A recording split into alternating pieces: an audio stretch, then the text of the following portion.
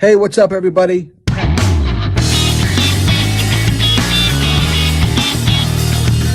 Hey, what's up, everybody? Pat Petrillo here. I'm real excited to announce I'll be doing a stream segment for the Valley Percussion Festival.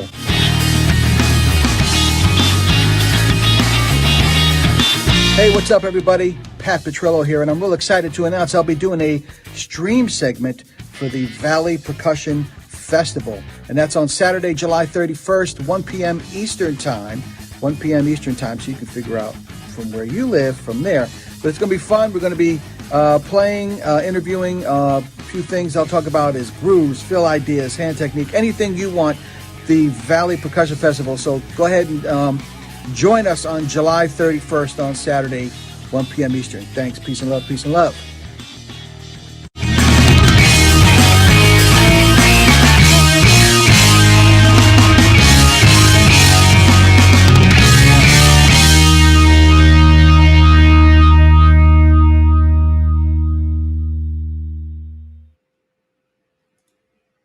Hello, guys, ladies, gentlemen, students, educators.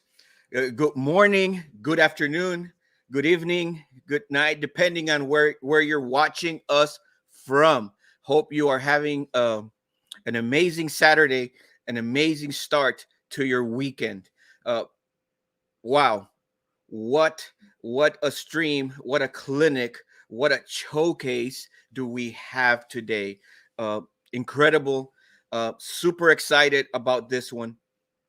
I say that one pretty much about every stream that we do, right? But the neat thing, guys, about the event and what technology has offered is we have access to all this amazing artists, and thankfully they're willing to come and share their knowledge here through our channel, and that makes every event a great one. Absolutely.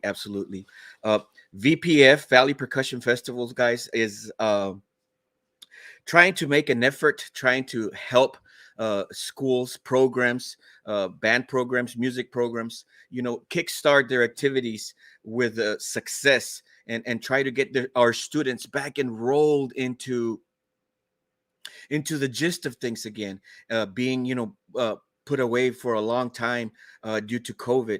And in an effort to do this, we are showcasing middle schools, high schools, higher education programs. If you want to showcase your program, guys, DM us, let us know, and we will definitely do everything that we can to help you out.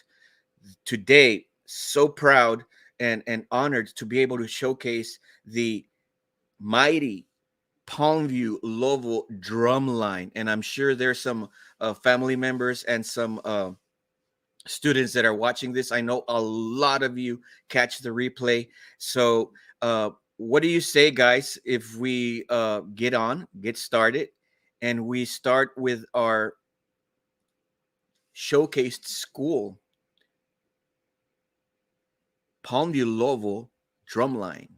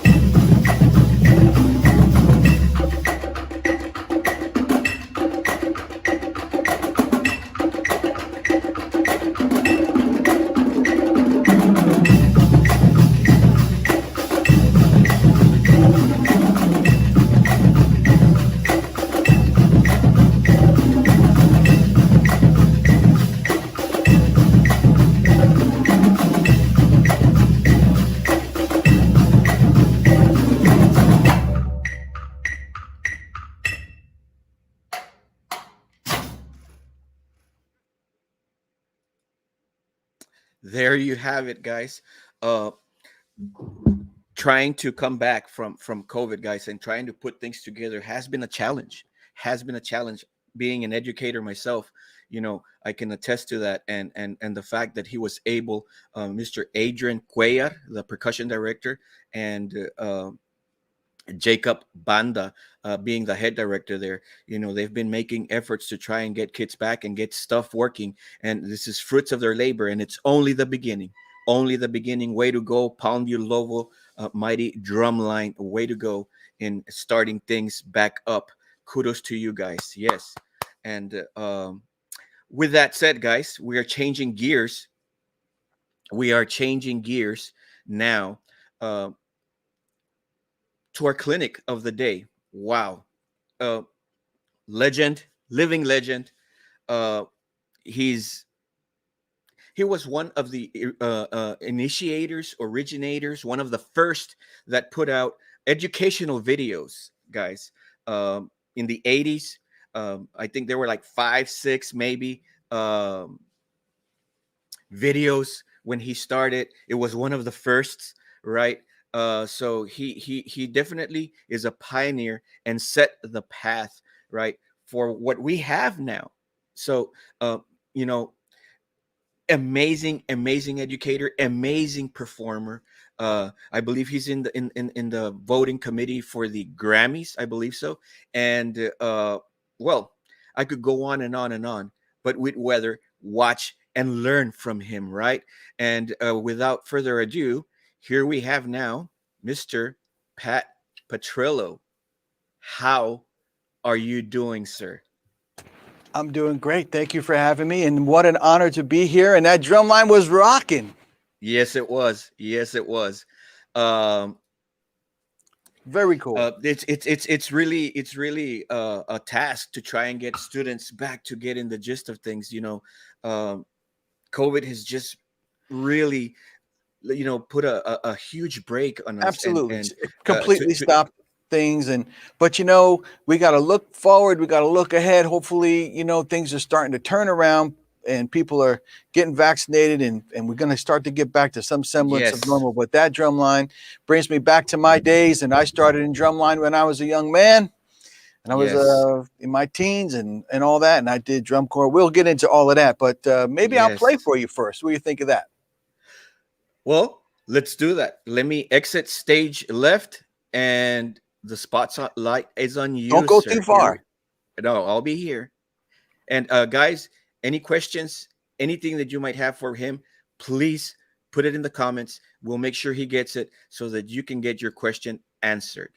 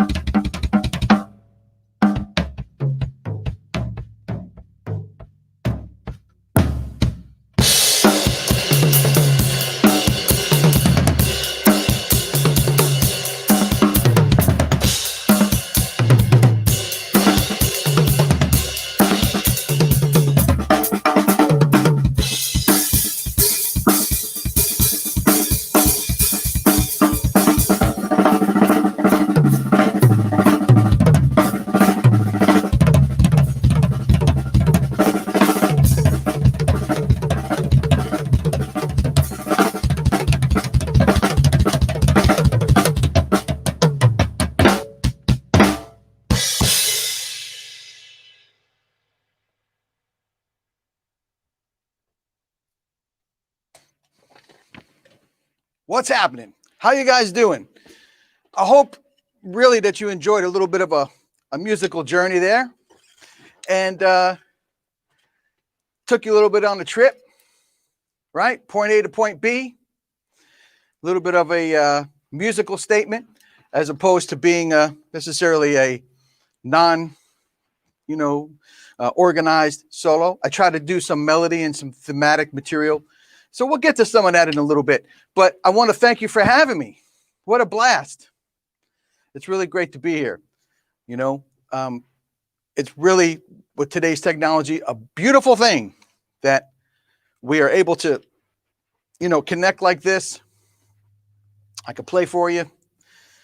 You can ask questions, anything you want about anything. Although I'm going to have some real specific things to discuss. But if you want to ask about grip, if you want to ask about snare drum technique, if you want to ask about the drums, the tuning, the cymbals, anything that you want to ask, fire away. And you're going to feed me this information, right? Basically, when a question comes in, send it my way and just let me know what it is. Okay, so a couple things. I grew up here in New Jersey playing a lot of different styles of music.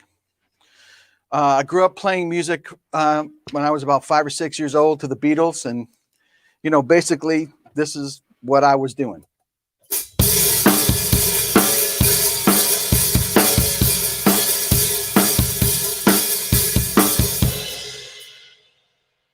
I was Ringo Starr. I mean, that's all there was to it. I learned every song, every beat, everything there was. Listened to every record. They're right here on my wall, as a matter of fact. And so that's sort of like my roots, as it were. And then by the time I was about 10 or 12, I got my first James Brown record.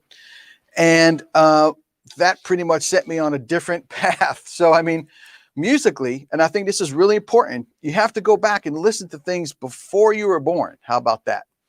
No matter when that was.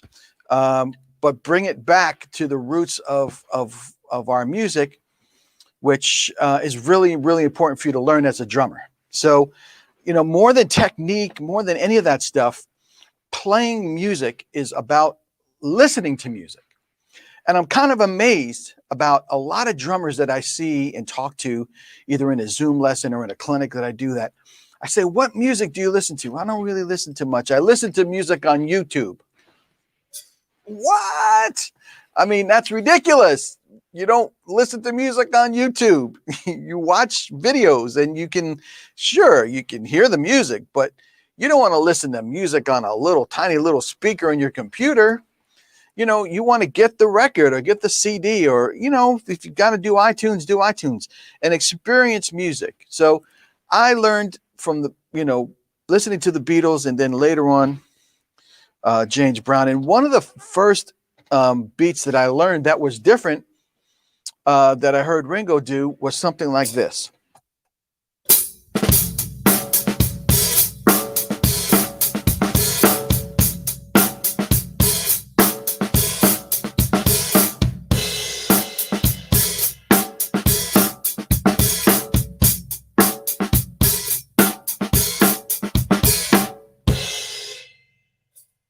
That little beat was very different, and that beat was called a fatback beat. And fatback is like a nickname for bacon grease. When you cook bacon, all that grease is called fatback. So it was a real slippery kind of beat. That's why they called it that. It's heard on Cold Sweat. So many different beats, so many different songs that beat is for. So, I literally in one day went from Ringo to Clyde and Jabbo without even realizing who the drummers were, because in the James Brown bands, it really wasn't listed on the record, right? So I had a lot of that kind of stuff growing up, listening to a variety of music, learning how to do shuffles, listening to Ringo, learning how to do, this kind of shuffle.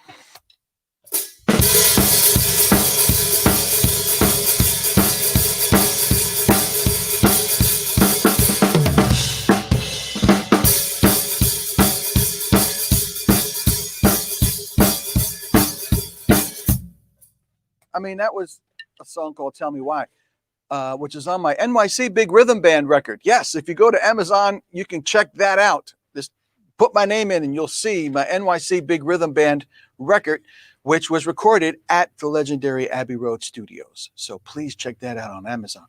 But that's how I learned how to play a shuffle, by listening to those guys. I didn't really have a teacher. So nobody really sat me down in a room and said, okay, Pat, this is how you do a shuffle. I listened to it and I played it before I really knew it was called a shuffle, if you know what I mean. So the inquisitiveness of me, when I was younger, listening to music, I wanted to listen to a lot of different kinds of things. And believe me when I tell you, the younger you start listening to music from the 70s and 60s, the sooner you start to listen to that stuff, the better musician and you're going to be, because you'll be coming from a completely different place and perspective. You'll be listening to that music and those drummers. I mean, that's why the Beatles, Led Zeppelin, those groups are still like held in such high regard, the Rolling Stones, because the music transcends generations, because it's about a feeling and an emotion. And, whether it's, Charlie Watts or Ringo or, any Bonham, any of them, it's because of the feeling and the emotion of the music, not necessarily the technical part. So those are the drummers I grew up listening to. Clyde Stubblefield from James Brown, Jabbo Starks, those people. It wasn't about technique, it was about emotion and playing in the pocket and playing and listening and absorbing that, like I would listen to music more than I played music. Dig that. Okay. So I would be listening to stuff on the radio or on a record. I barely had a drum set, not till I was like 8 or 9, but I could hear the stuff. And, my brother had a band and their guy had his drums in our basement sometimes. So I'd go over and pity pat a little bit. But that music just started to seep into my system and into my soul. You know what I mean?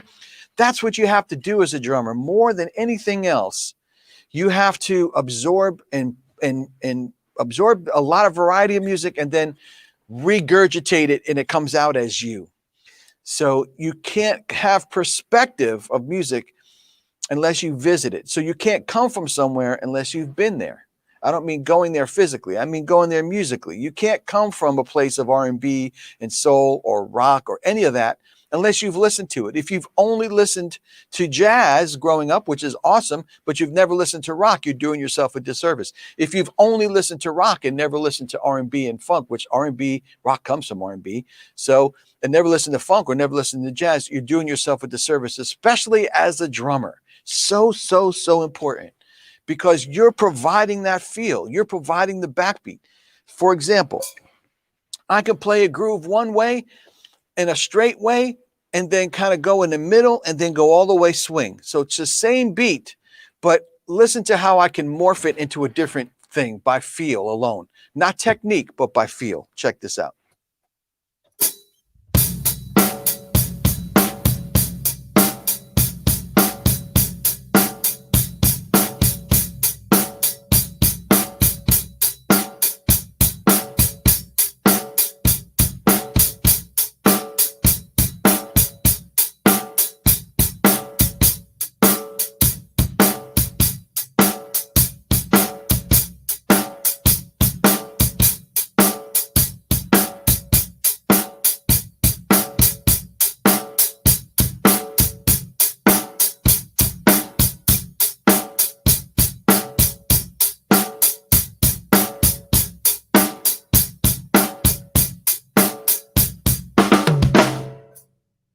So you see what I did there?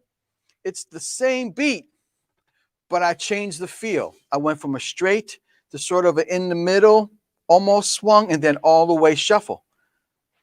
No technique required. What's required is ears and the feel, because you've heard that before. So you kind of associate the feel to the beat. So you're connecting your feeling to the beat. That's not about a technical thing necessarily. Okay, it's not one of these kind of things.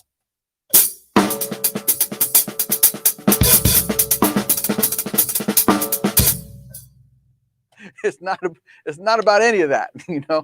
It's about feel. And beyond and above and beyond anything that you learn from me today, please, if you get something, learn that you have to have There's a way to acquire feel. You're not just born with it necessarily, although there's a certain degree of that. Perhaps I think there's a certain degree of that. But I think a lot of it is you have to acquire a feel. And you can't acquire it. You have to seek it out before you can acquire it. You got to search for it before you can acquire it. You got to want it, really want it, and seek it out. And then you will acquire it. It'll come to you. Okay? So really, really research and go back and listen to those great drummers, because that's what helped me, above and beyond anything, was listening to great music, great drummers that in that rock, R&B, funk, soul genre. And then I continued on from there, listening to other great music, like I would say by the time I was, going into high school, funk was really big. Parliament Funkadelic was from like 30 minutes from here where I live. So, hearing funk. Now, here's the thing. Let's talk about the difference between R&B and funk. Now, R&B, and there is a difference. Okay, so many people say James Brown he's funk. Well, James Brown is not known as the godfather of funk. He's known as the godfather of soul. So soul music is a little bit different drumming wise, okay, than funk. And I'm going to explain the difference right now. So I just played you the Fatback beat, which is an R&B soul beat, right?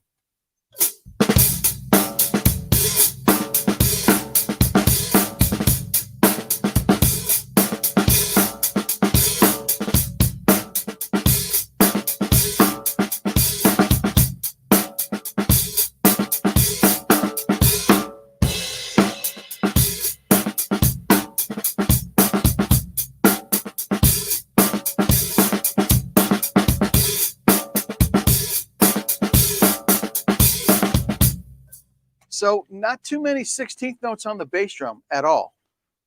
Not many 16ths, like if ever. All the 16ths are in the snare.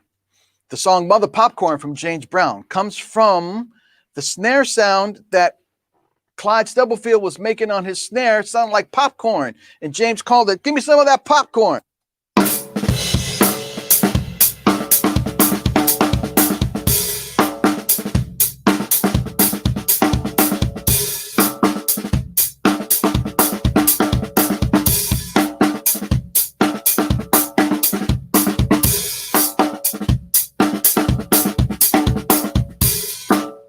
So you can see it sounds like popcorn. So the "Gotta Have a Mother for Me" turned into Mother Popcorn. So that's R&B. That's more soul based, okay?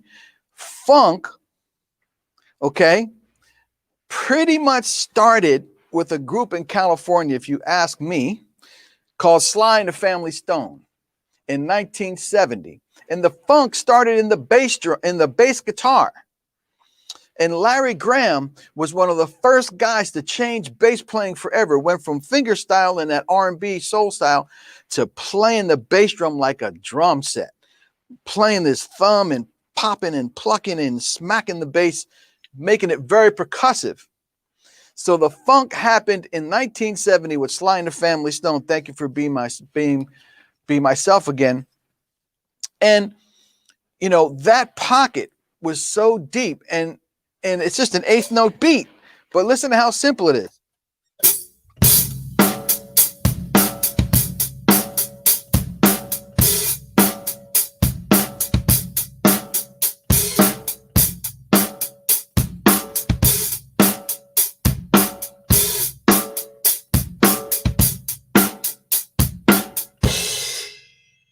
So that's funk. That's a different feel altogether. The bass guitar, the bass player. Oops, wrong camera. The bass player, Larry Graham, created that funk feel. So now the drums are doing something completely different. They're not playing as many ghost notes. Okay, not so many ghost notes. Not as many little 16th notes there. The 16th notes became the bass. So a big difference, like in the style of music in that era. If you think about it, R&B and soul down south, sort of with the James Brown thing. You had California with San Francisco, the funk thing. And then in the Midwest, you had Motown, which a Motown beat is completely different than anything else. The go-to Motown, although there's a few different Motown feels.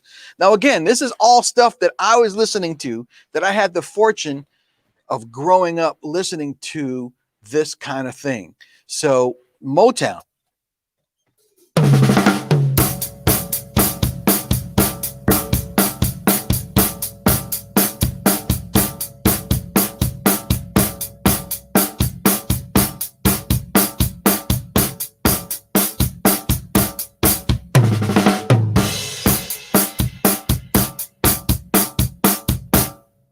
So that was played on so many records. So there's a lot of different pockets of different things going on. So funk, R&B and soul, Motown, which is in the soul vein, right?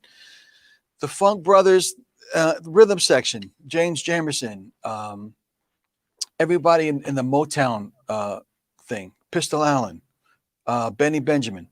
Learning and hearing that music really kind of was a big thing for me. Like that was like my ears perked up because I heard it on the radio all the time. So, that kind of sunk in a little bit, so that was really influential in my drumming. So I feel as if today, some of that music is starting to come back with Bruno Mars and some artists like that are kind of reaching back into history and pulling that music forward and saying, hey, John Legend, those kind of guys, Alicia Keys, come on, pull that stuff in here. Let's get to some of that, the R&B, the soul, the funk, the things that kind of make music fun and that it's not as formulaic. Okay, so there's a few different beats right there. So funk. Now, when I started listening to Parliament Funkadelic, and Jerome Braley was the main drummer of Parliament Funkadelic. So Tiki Fullwood was also one of the drummers, but he would play stuff like this.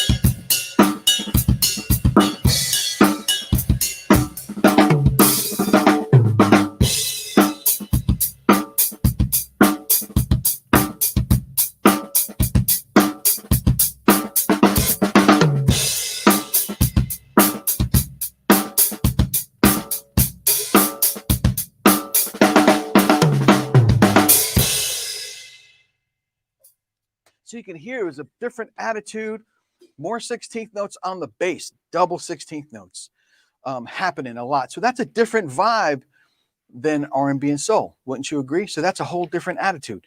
The drums started getting mic'd differently and stuff. They got more closed mics like this. So while I'm on the topic of mics, thanks to Earthworks microphones, these are fantabulistical microphones. So if you're looking for some microphones for your kit, you want to get into this streaming thing, and you want to get great mics, Earthworks microphones, in my opinion, are the best microphones out there. Fantastic. Oh, and by the way, that little tag right down there that you see, right down there, Pat P. Drummer, that's my Instagram handle. So please follow me on Instagram. I got a lot of videos out there. We're going to be releasing some newer stuff out there as well.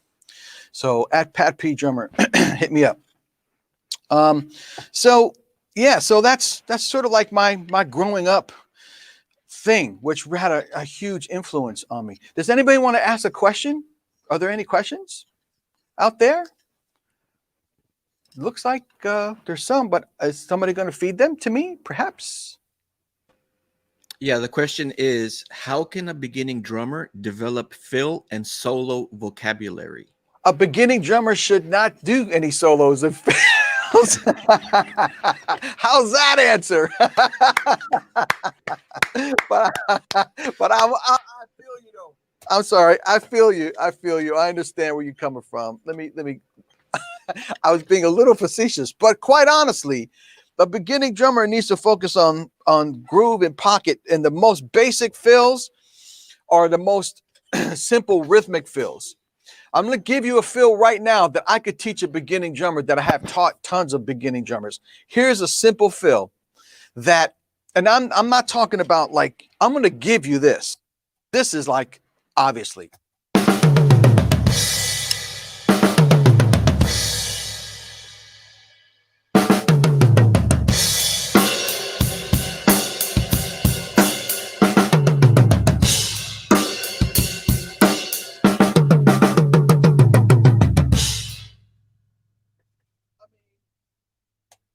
I mean, just playing 16th notes. Oops, I'm going to go to the front. Just playing a 16th note fill, even doing 4, 4, 4, 4. If you have a 3-piece kit, I like to break it up into 2. So if you're going to start with 16th notes, break it up into 2s. Da, da, da, da, da, da, da, da. 1 E enda, 2 E enda. So just get used to moving that around the drums a little bit. For example.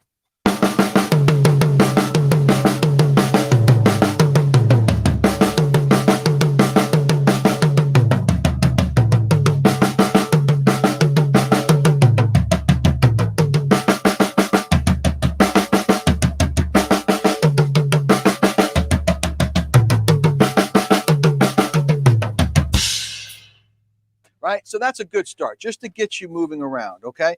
But here's the fill that's going to take you to the whole next, I'm going to give you a few fills, and for a beginning drummer, this is all you need, and you better not learn any more. So here you go. It's the Phil Collins, okay? It goes like this.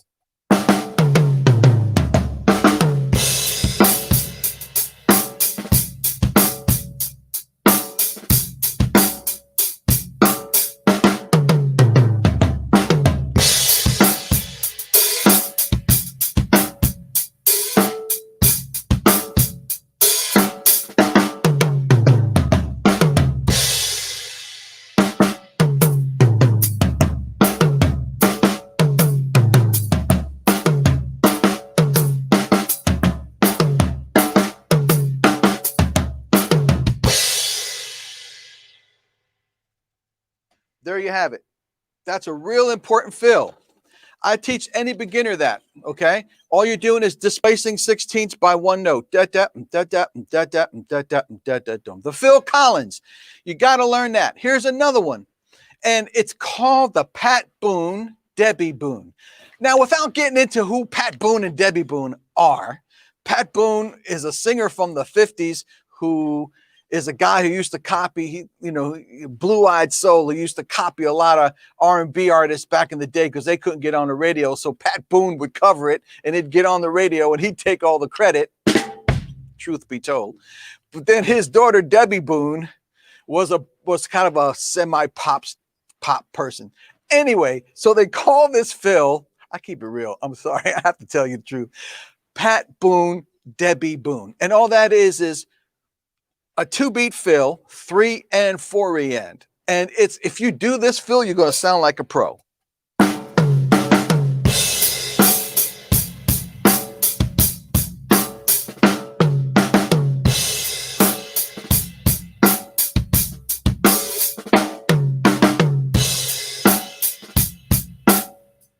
Pat Boone, Debbie Boone.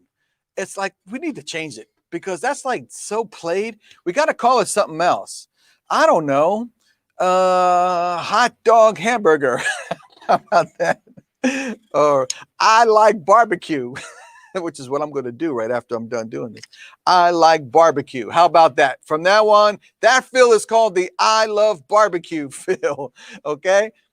So there's that one. So you got the Phil Collins, was a 1 full bar fill. You got a Pat Boone, Debbie Boone. Now, once you get around a little bit more on the drums and you learn some more rudiments, you can learn the 6-stroke roll. Now, the 6-stroke roll, ladies and gentlemen, and I will swing around over here, is very important rudiment to learn. And it goes like this.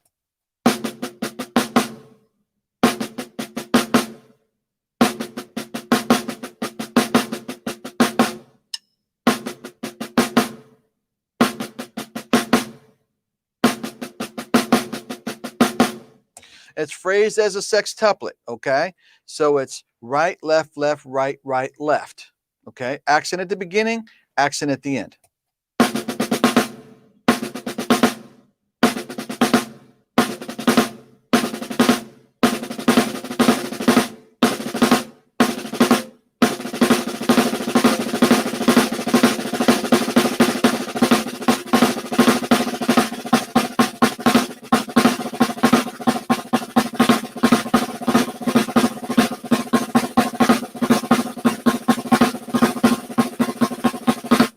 Now, Buddy Rich did a lot with six-stroke rolls, a lot. But who else did a lot with six-stroke rolls was the Motown drummers. And the way you can orchestrate a six-stroke roll is like this.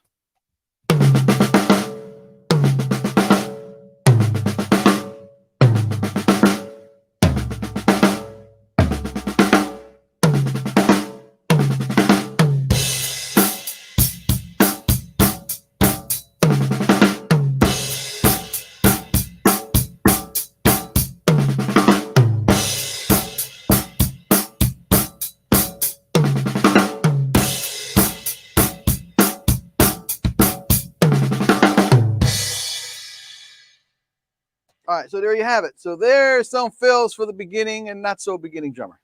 Any other questions before I move on? Any other questions?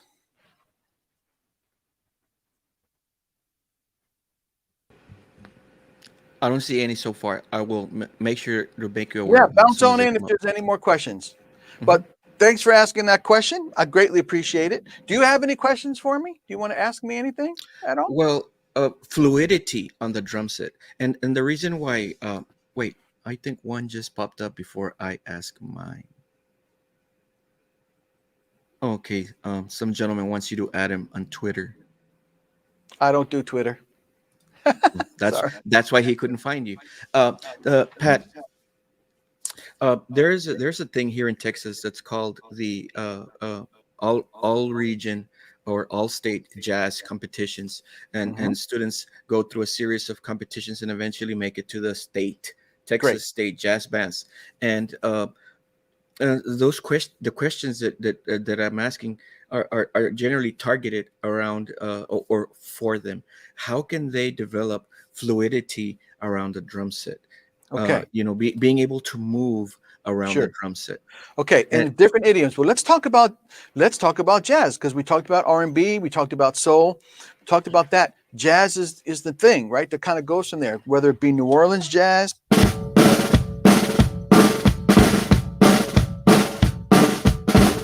which is the 2-beat, or the 2-beat jazz.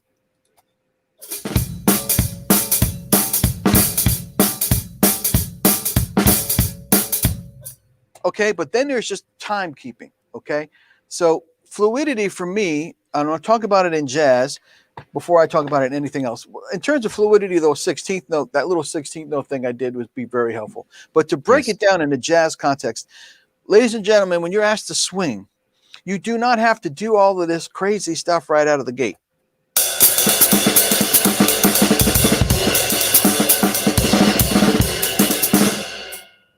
People are intimidated by jazz because they hear great jazz drummers and they hear a lot of independence. And people approach jazz from an independence scenario where that you have to have a lot of great independence, and you don't. Okay? Freddie Freeloader, Miles Davis.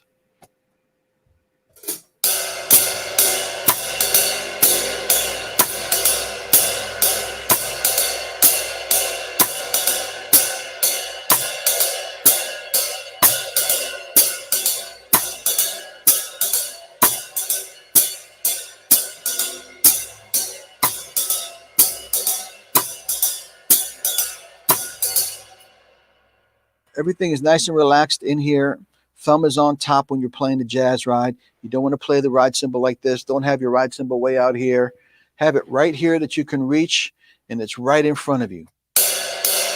And don't forget to play quarter notes when you're playing jazz. So if you sit there and play along to Jimmy Cobb playing Freddie Freeloader with Miles Davis, Kind of Blue, you will be playing jazz.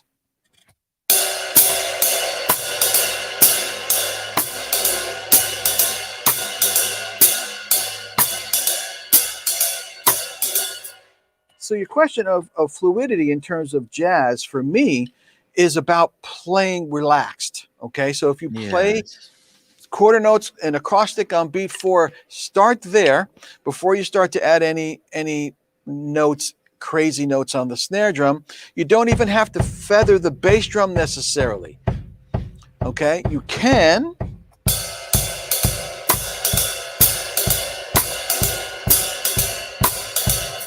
And for that, I'm playing heel down and just playing lightly on the bass drum. You want to, like Jimmy Cobb doesn't do that, right? So he plays basically what I played, okay? But I'm just playing nice and relaxed and smooth quarter notes. And then you can add a couple of notes on the snare in between.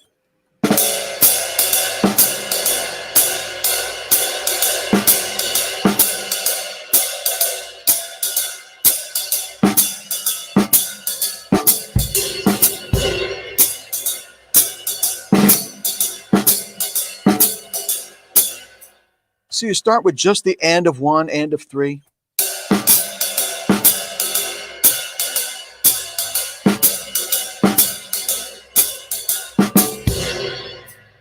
And I teach this to drummers all the time. A little push on the end of 4.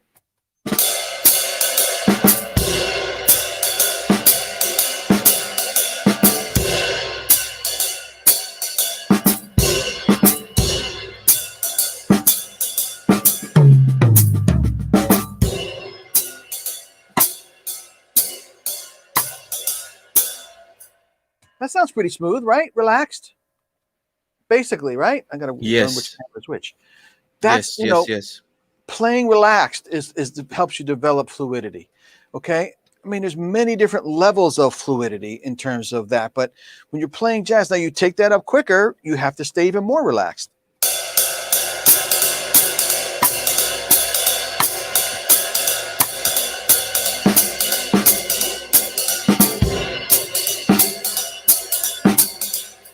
Now, I played exactly what I just did. I just did a little quicker. But you'll notice nothing mechanically changed here. I didn't tense up. I didn't get nervous. Just, stayed nice and relaxed and fluid. Okay.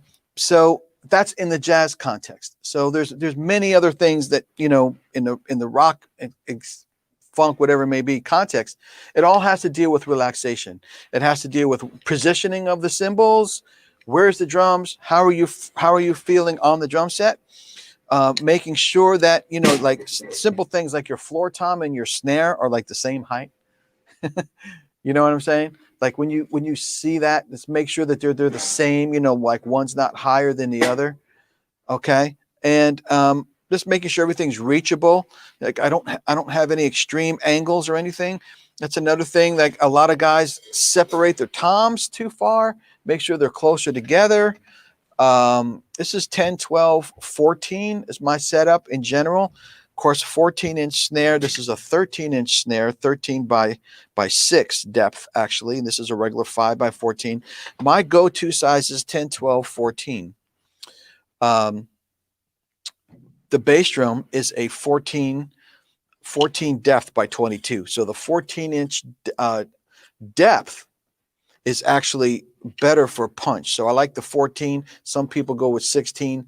Back in the 80s, it was 18 and 20. So I have a 14-inch depth on the bass drum, 22, 10, 12, 14. So there's some other things, we'll get into more advanced fills too, if you want. So we can do that. But are there any other questions at all?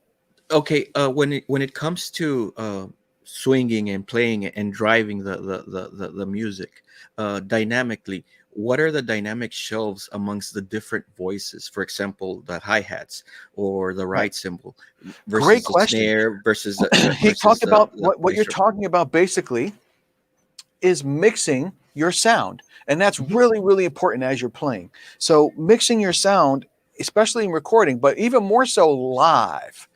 Because if you're playing in a group that has, like a lot of high school jazz bands are pretty big.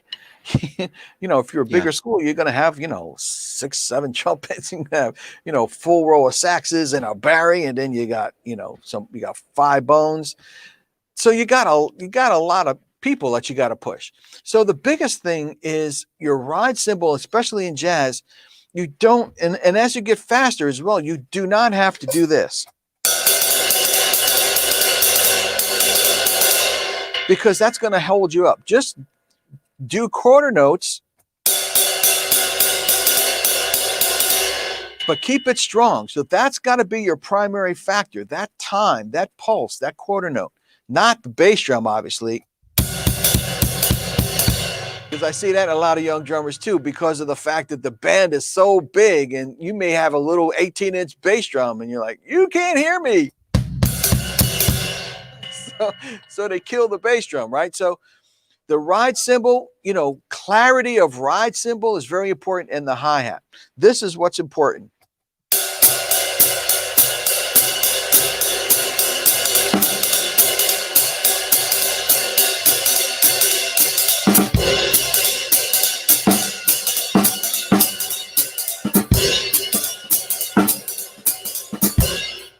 So this is the most important thing, the high metals, okay, that really cut through the band. And that's why feathering the bass drum doesn't always work, because it kind of gets in the way of the bass player and things get a lot, you know, they get muddier. And if you don't have any muffle on the bass drum and all of a sudden the you know, things start to cancel each other out. So that's nice, strong quarter note time. And your quarter note and the bass player's quarter note is the most important thing in jazz. And don't play swing like this on the ride cymbal.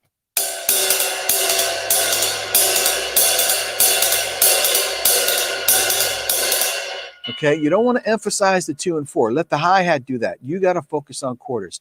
I learned that from Peter Erskine a long time ago in playing time. So there you have it. So there's the layers. Bass drum here and there, and a little bit of snare in between. And that's just to punctuate trumpet hits or something like that. Yes, nice. I see a question, Nice. nylon or wood? Yes. Okay. I always play nylon. And when I switched to ProMark, I was a long time Regal tip person. But I always played nylon tip with Regal tip. And so I guess the answer to that question is because I play darker cymbals. But let's go through a test, shall we? That and durability as well. So I like to feel like this is my K-Custom organic ride that I designed for Zildjian. It's a very versatile ride cymbal. It's a 21-inch ride cymbal. You can crash it. It has a great bell, and it's very versatile, but it's a little on the dark side.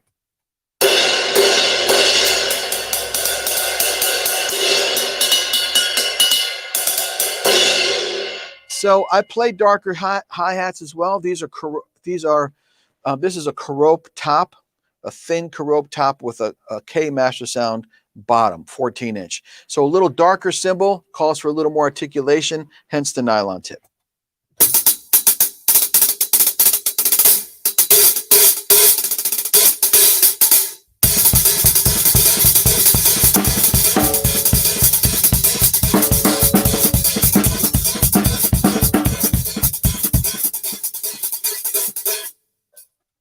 So let's do a taste test. Here I have a wooden tip stick. Let's hear the difference. I'm not sure you're going to hear much of a difference, but let's see.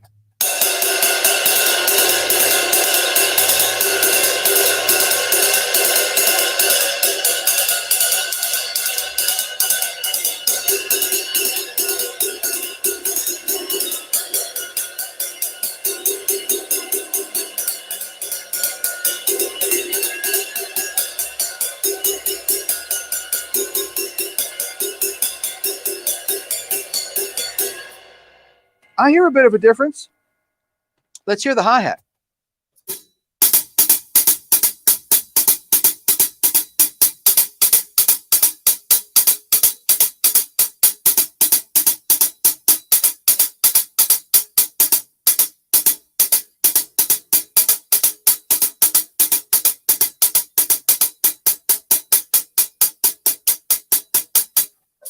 I definitely hear more tick with the nylon, a little bit more higher end. Let's just play this. This happens to be a Carope as well. This is I love this crash, a nice 17-inch thin Carope crash. Let's just see what the difference is between wood and nylon.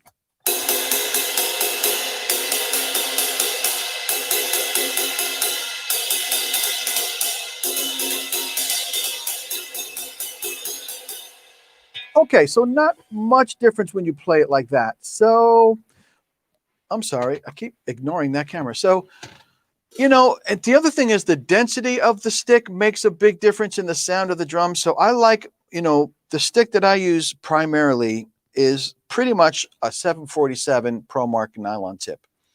It's got a really nice thick shank up here.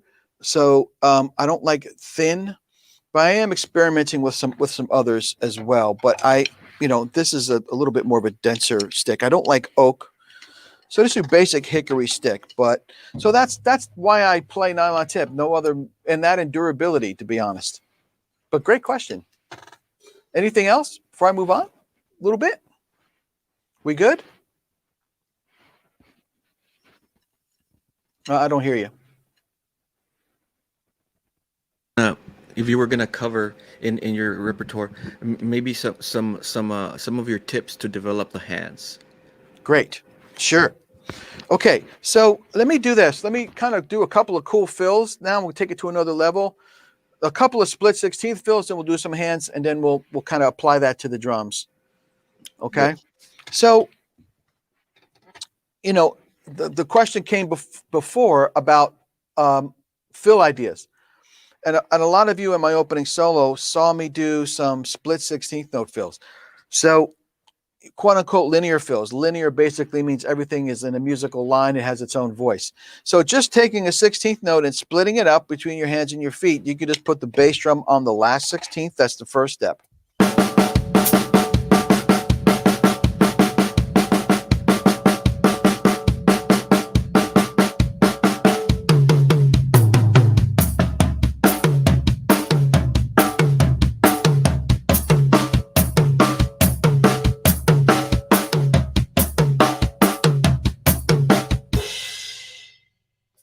Now, just that alone added to your repertoire sounds great.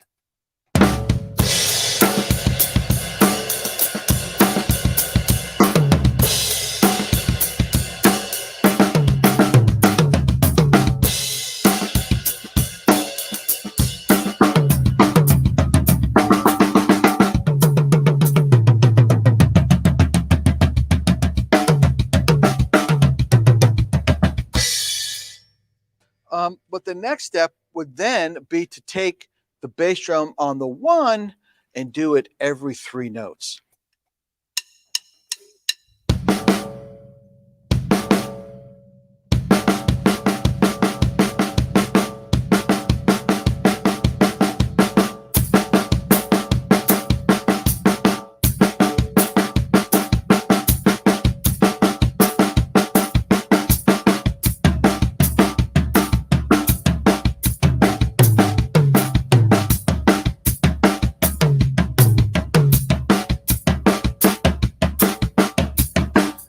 Now I'm changing the sticking, right, left, right.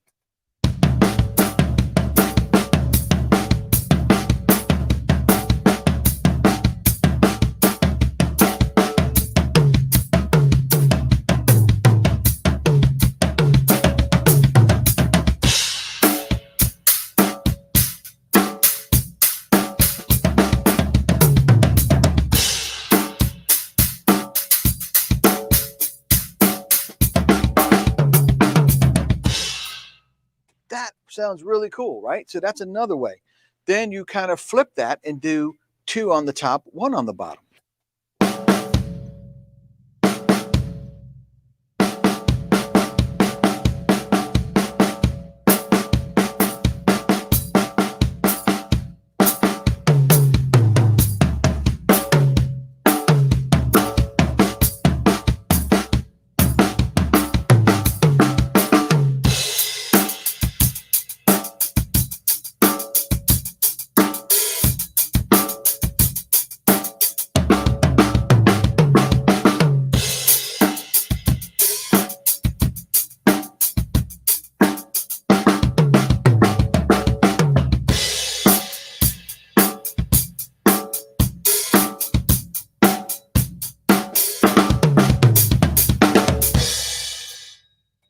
thing, and I'm staying on this top camera just for now so you can see, is now orchestration. So all of this magic happens with the orchestrations, meaning you're playing different instruments with the same sticking. And it kind of messes with your ear a little bit, but you just have to kind of fight through that because, it sounds one way, and then the minute you do the same sticking but move it to a different instrument, whoa, mind blown.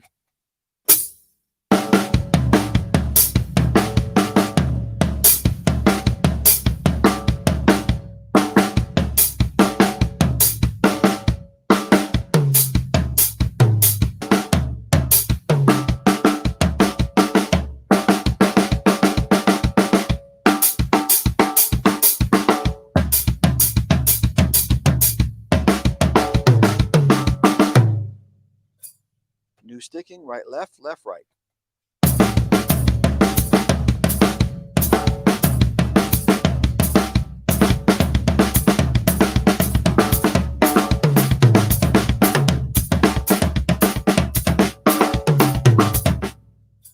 So any of those combinations work, right? So start working on that. Okay, that's a great way to start to get some different phrasing and different levels into your filling, since going from a more of a rhythmic fill to now more of a integrated 16th note, breaking up kind of thing. Now, in terms of soloing, you want to take that to another level. I use that as 16ths, but also as 32nd notes. So I think more rhythmic phrases and then double them with 32nd notes. And that takes obviously a lot of practice and a lot of work, but something like this.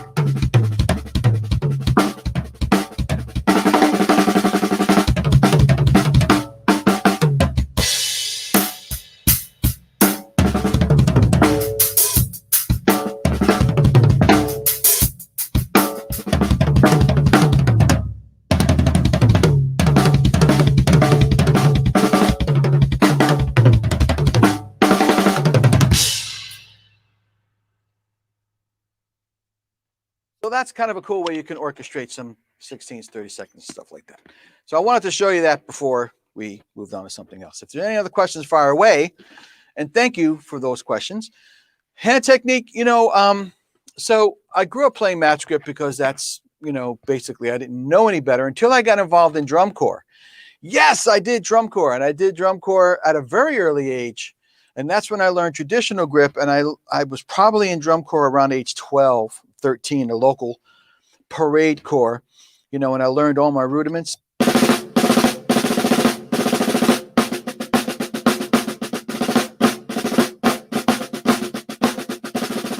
All that stuff sounded, all our parts were very,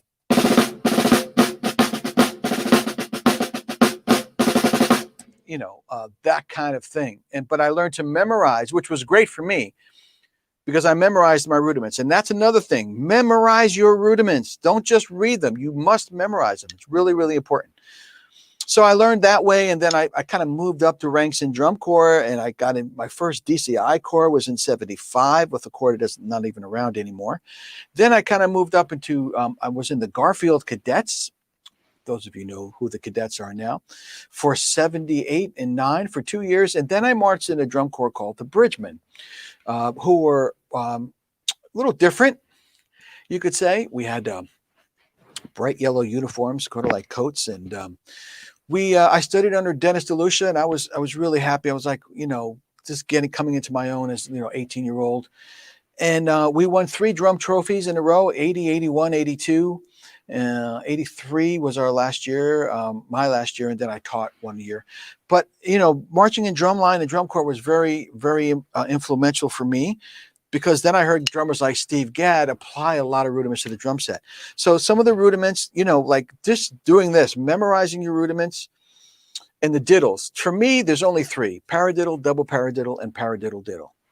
Triple paradiddle, you don't need that. So if you did two each, this is a great exercise. It would sound like this. And I'll do it match grip, even though my match grip is stinking these days. But here we go. Traditional grip, I meant to say.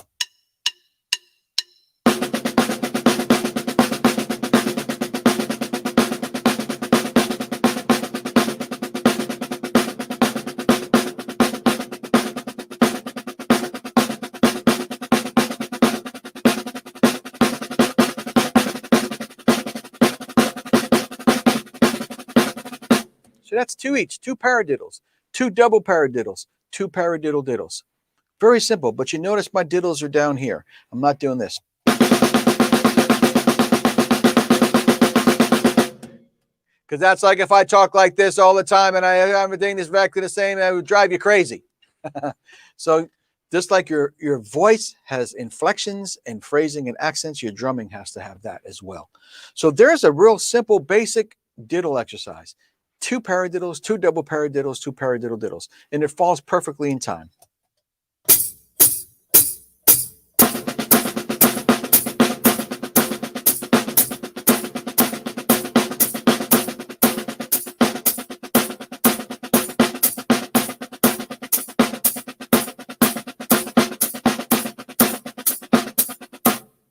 So those 3 you really got to learn. Vital, very important. And then I memorized the lengths of all the rolls, 5 strokes, rolls. There's rolls that end with a tap and rolls that start with a tap. So we call them tap rolls and non-tap rolls. So your non-tap rolls are your 5. Your 7 can be either way, 9, 13, and 17. And those go like this.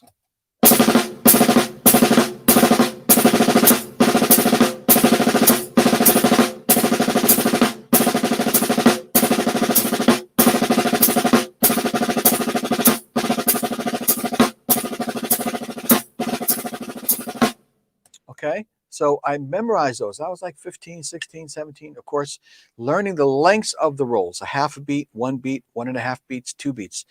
Rolls are not necessarily by stroke, but how long they are. Then you have tap rolls, rolls that start with a tap. And those rolls are tap 5s, a 6-stroke roll, a tap 7.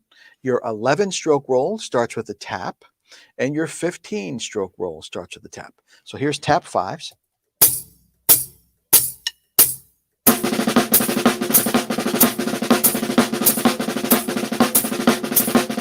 Sixes, which we already talked about.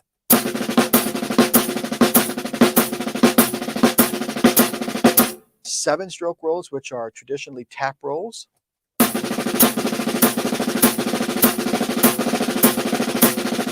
That's a 7-stroke roll. Starts with a tap. The next tap roll is the 11. That's the one nobody knows. Very simple. 1.5 beats, starts with a tap.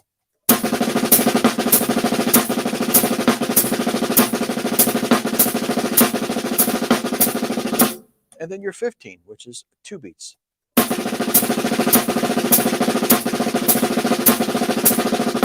So for example, nobody ever uses an 11-stroke roll, but I'm going to use it right now in a fill, in a solo.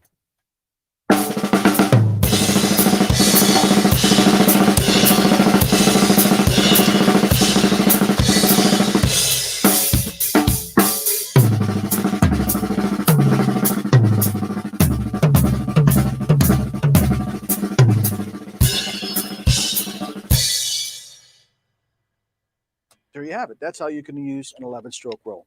I just threw some 6s in there as well. So the rolls are usable in terms of timing and fill ideas and things like that. So very, very important to learn those. So a couple of exercises. One very famous exercise that I came up with that a lot of people do. It's called 5-5-3.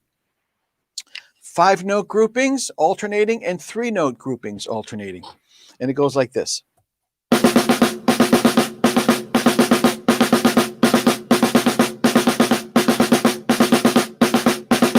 And the whole thing is to get both hands equal and smooth and fluid. Here we go.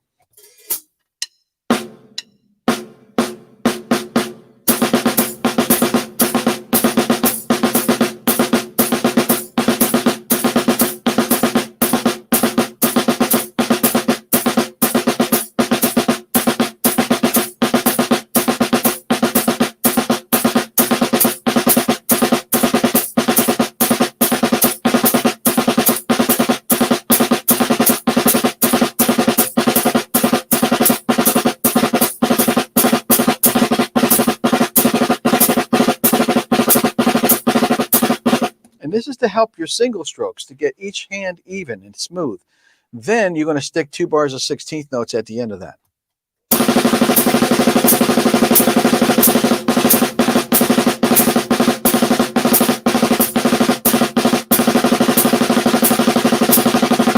So I want to make sure that I'm dribbling the stick with my forearm, gripping it in the front, relaxing the back fingers. I'm not using just wrist. I'm not using just fingers. It's always a combination of everything. So just like I dribble a basketball, I want to dribble my stick.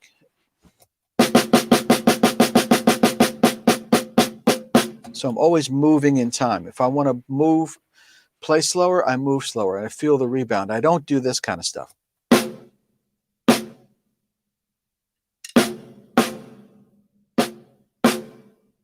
Like all those herky-jerky movements. I try to move with fluidity and move in time. There's downstrokes, your stick stays down. Okay, full rebounds are full rebounds. They move up, they bounce right back up like a ball. Simple, those are full strokes. You know, it's just like a basketball. Upstroke is like on the way up. I call it a whip. So you're just moving, pulling up gradually, starting soft. Notice I'm not doing this or any other machination. I'm moving in time.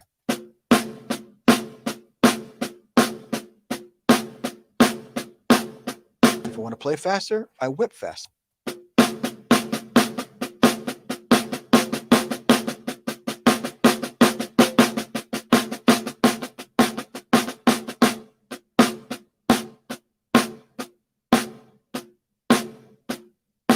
You see, I'm always moving through the time, okay?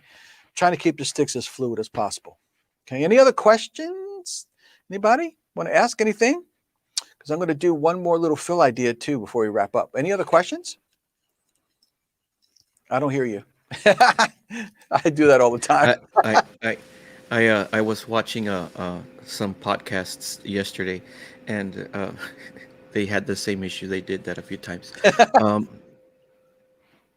I don't see any questions, and I think it's been pretty thorough, your responses.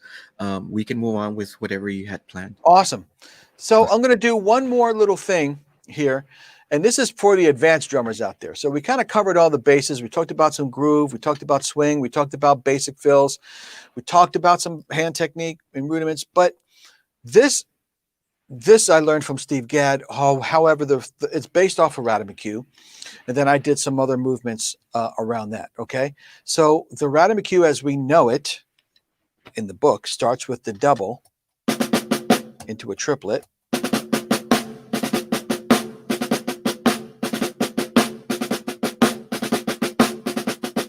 But I like to start it with the tap instead.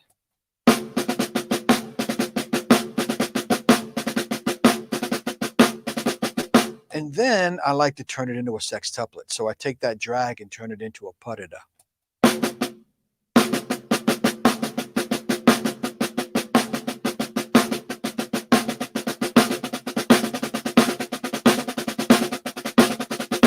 So with that sticking, that's the one that like puts you over the hump, okay?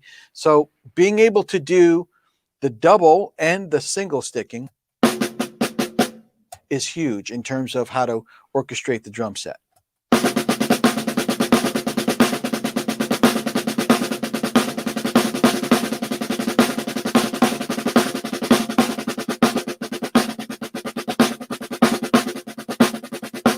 So you could take that in many different places. You could just do puttidas.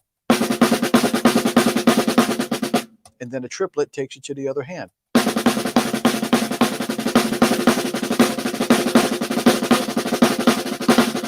Combined with 6-stroke rolls, you have some like Buddy Rich action.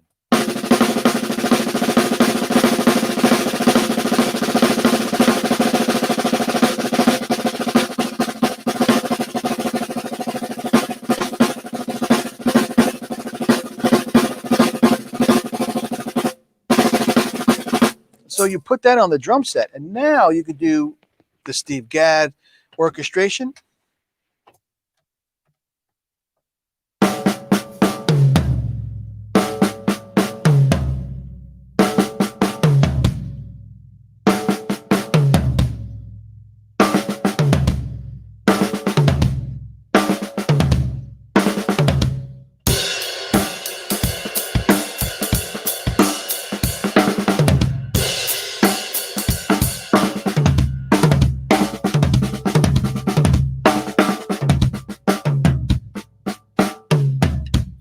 I think we all know that one. And then I've kind of did a little bit different variation where I started with the triplet.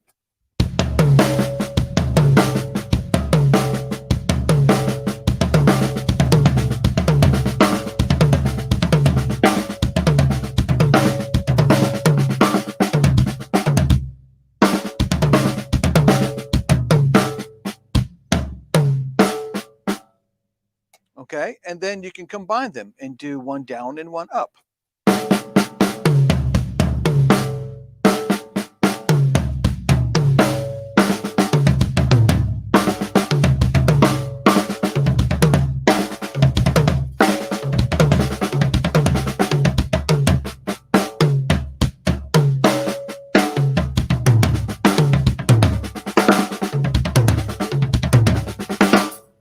Tied together with a 6-stroke roll.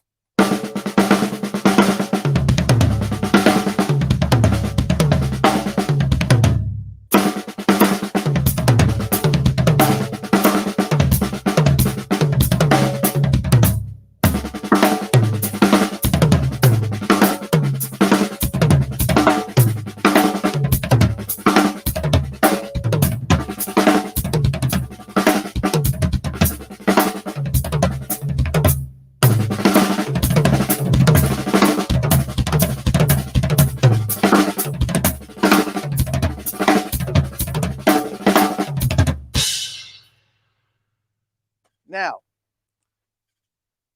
that's worth the price of admission. And considering this was free, there you have it. But what I'm saying is that kind of stuff all comes from the hands, right? So we all are standing on each other's shoulders. We're standing on the shoulders of giants, right? So I learned that from Steve Gadd. I got a cool thing that really hit me pretty hard. And I'm blessed to be friends with Steve Gadd. And he's just a wonderful person. He's just a sweetheart. So when he was in here with David Sanborn, he came around with Jersey a few years back, and we got together and we got together at my studio and played a little bit, and then went to sound check, and he was like, "Man, can you hang out and like listen to my drums and see what they sound like and stuff?" And I have a little bit of issue with the bass drum. Maybe it's too much this and that. And I'm like, wow, he's asking me to like tech. Wow, amazing. Like, I'm going to go and like hang out with Steve and listen to him play and listen to his drums. So, wow. We went to the stage, and he goes, "Pat, come on out, listen to my drums." He goes, "Can you sit behind the drums and just play them a little bit? And I'm going to stand out here and hear them to see what they sound like." So I sit behind his drums right now. I'm about to fall over, right? So I'm like, I'm just hitting, and then I'm just tapping around, grooving a little bit. And he says, "Well, what do you think?" "What do you think?" I said, "Well, I definitely," and the bass drum had too much stuff in it, so it was really dead. So I think the bass drum sounds a little. He goes, "Yeah, it does." And the toms needed tuning. So, we tweaked them up. We took some of the stuffing out of them and this and that, tuned them up a bit. And then he goes, "Can you go over to over back behind the stage and listen and see what the EQ sounds like?" And so, I said, "I think it needs like a little 1K on the top," because it was kind of flat.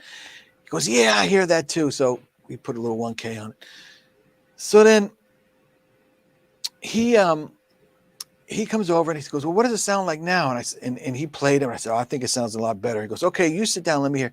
So what I played a little bit, and of course, I don't know. It just came out of me. I was feeling the vibe. I don't know. And I just kind of went,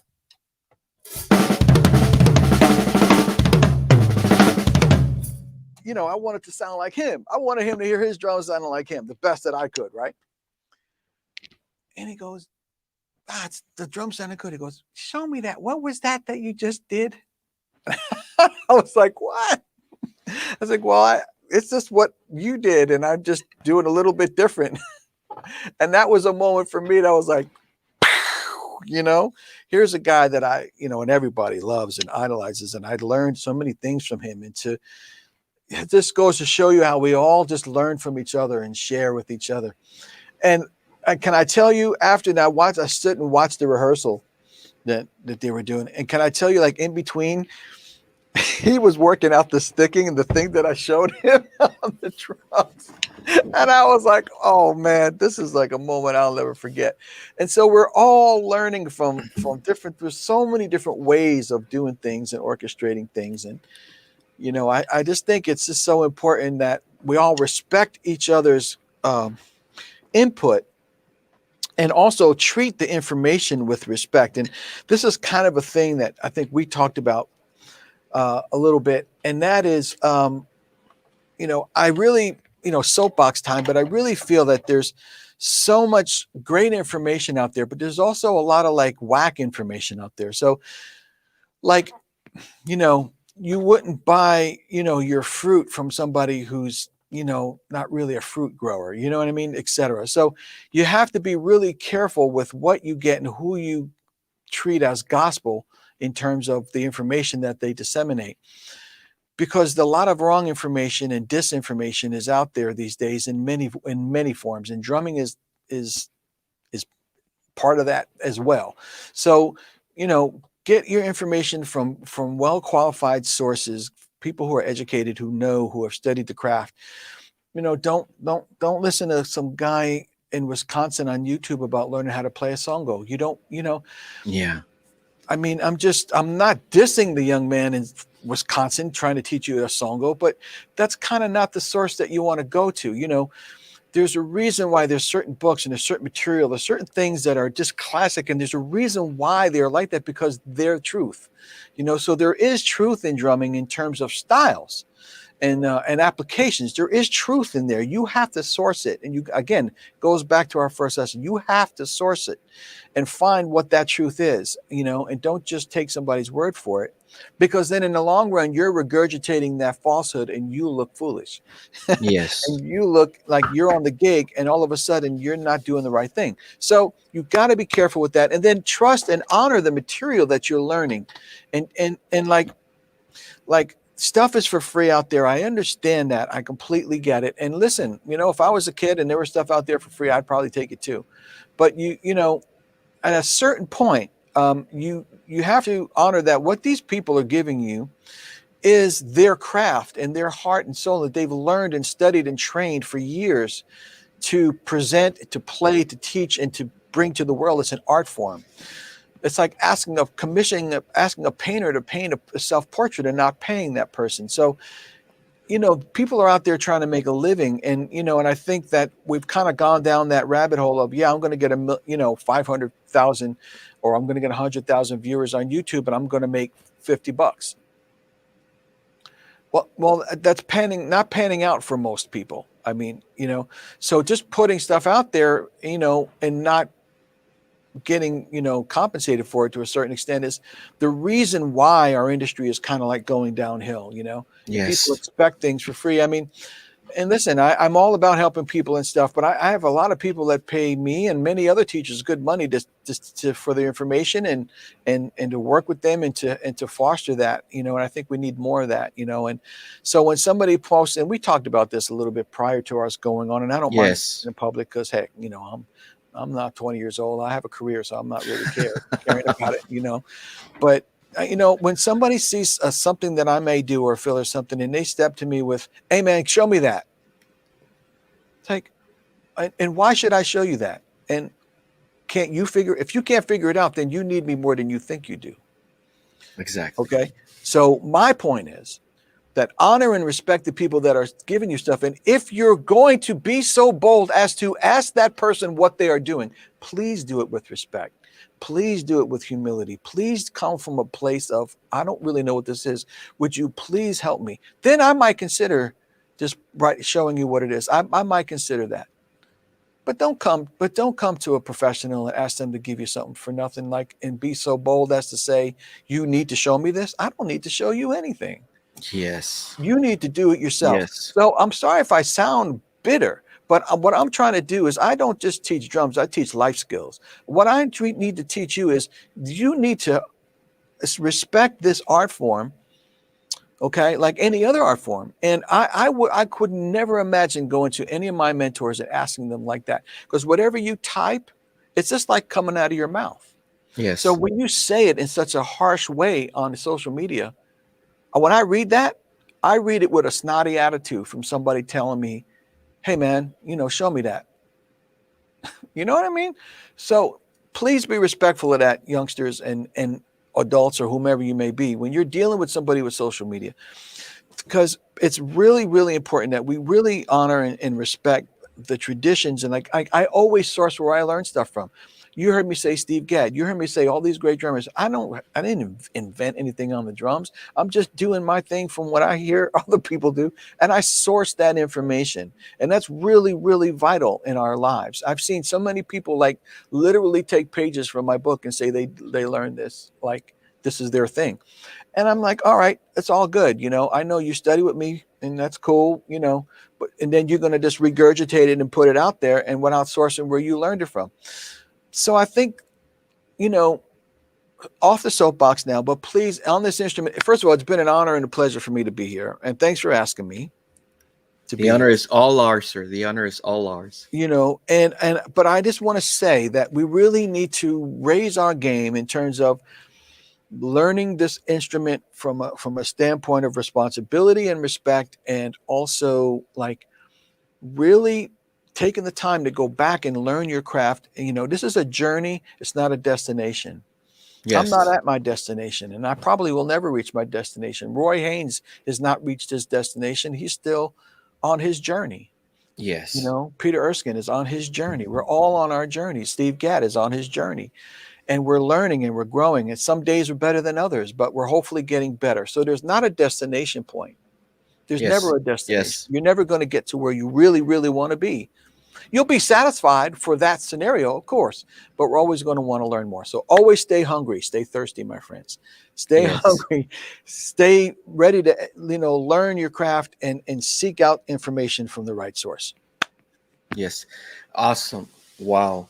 Mind blown. And what a huge honor to be able to learn from you today, sir. You've been doing this for many years. You're a pioneer in many different areas in education. And, to be able to, have some of your time and share with our viewers, that's very incredible and very giving of you. Now, My pleasure. I have a question, sir. Yeah. You do teach lessons. You offer lessons to the public, correct? Yeah. Yes. How can we, Okay, so enroll in your you can see classes? How at can we Pat do P that? Drummer, you can send me a message on Instagram, follow me on Instagram, and they can reach out to you if anybody down there, or you can Mhm. message me on Facebook. I'll usually get back to you, and I'll give you my email. And I do Zoom lessons from all over the country, and all over the world. Really, I have India, the UK, Canada, Yeah. anywhere in the United States, so all over the place. I have a very good connection. So what you see here, all the different cameras, is what you get. So yeah, hit me up and we can do Awesome. it. I'd love to help you if you have an issue, and whatever I can do to help, we will do it. Awesome. Thanks. I have one more question. Yeah. Your pad.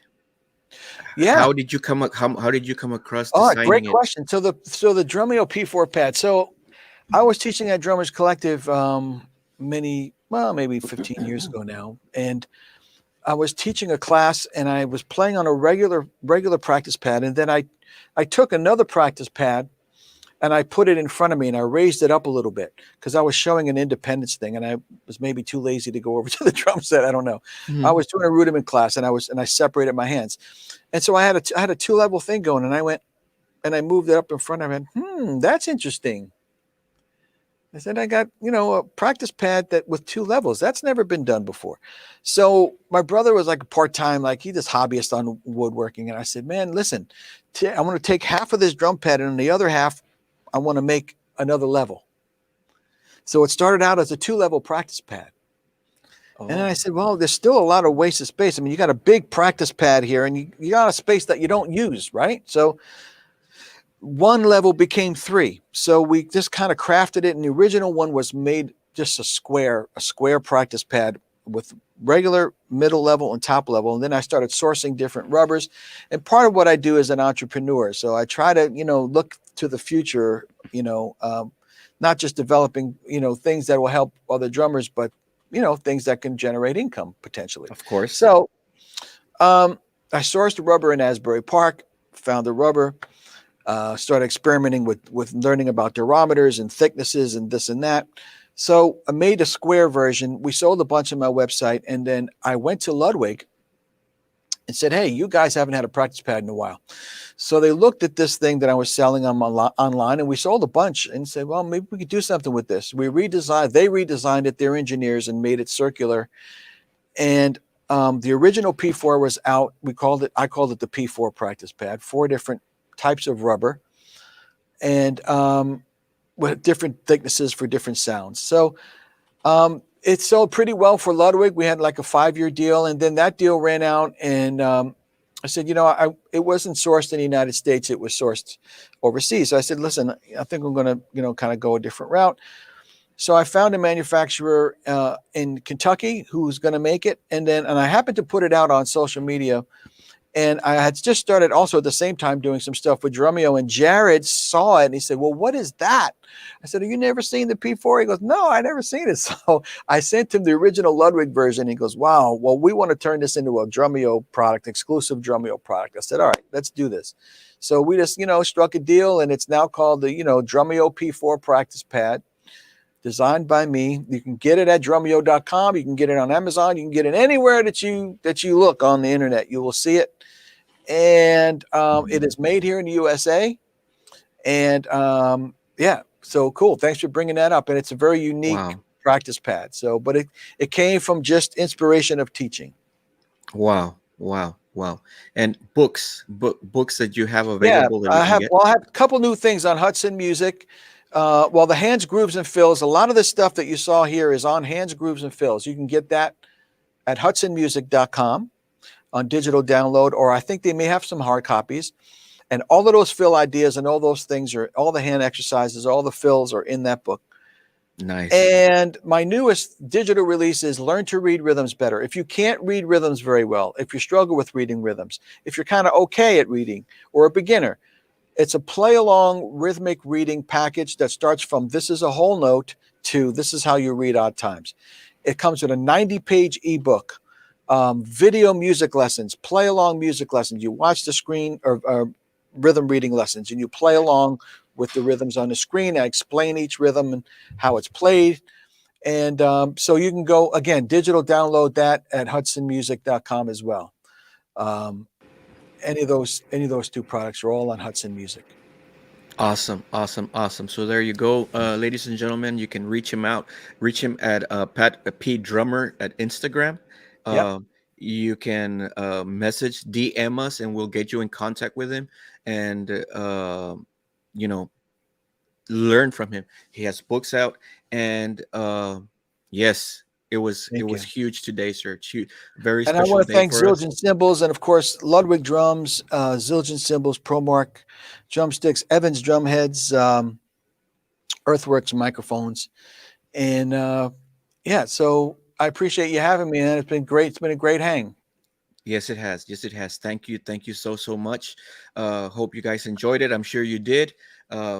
We had a showcase today with Palmview Lovo Drumline, which helps us Yeah, kickstart that they segment. were cool. Yes, and an amazing clinic by Mr. Pat Petrillo, guys, we will see you next week. Stay tuned and see Peace you and love, soon. everybody.